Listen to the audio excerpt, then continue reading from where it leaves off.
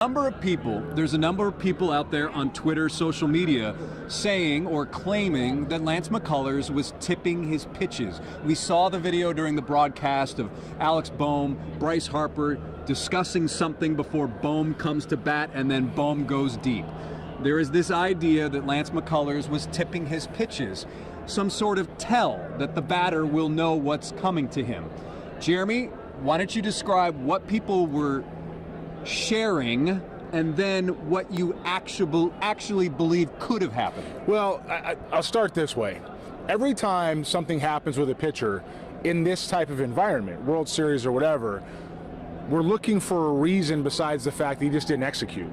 We're always looking for some kind of, this tip, that tip, he was tipping.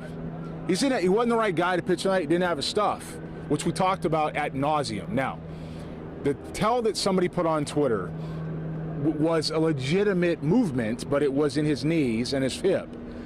You don't have time to see that, look down at somebody's knees and hip as a hitter. It's imagine like I'm looking at you in the face, and then also I look down at your shoes. Like, I don't have that much time to find the ball again and release point. Now, what Lance did have was he had a tempo problem. He was very slow, he was very methodical, because he didn't have his feel of the baseball. He didn't have his good stuff. So if you don't have your stuff, you don't feel the baseball, you're going to be slow and methodical because you're trying to get some kind of tempo to execute, and that's what he did. Now, in that type of tempo, then you have time to see maybe a knee or something turning because he's loading up for something else. It has nothing to do with the actual knee, though. You don't have time to figure that out.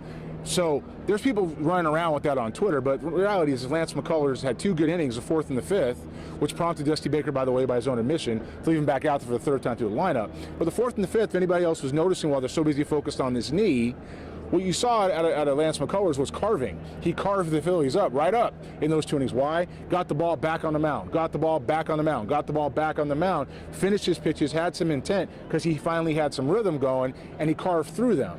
If he's that guy and gets these guys to swing outside of the strike zone, that's fine, but that wasn't what he was. Now, I can promise you this as well. The Philadelphia Phillies targeted this game. Yep.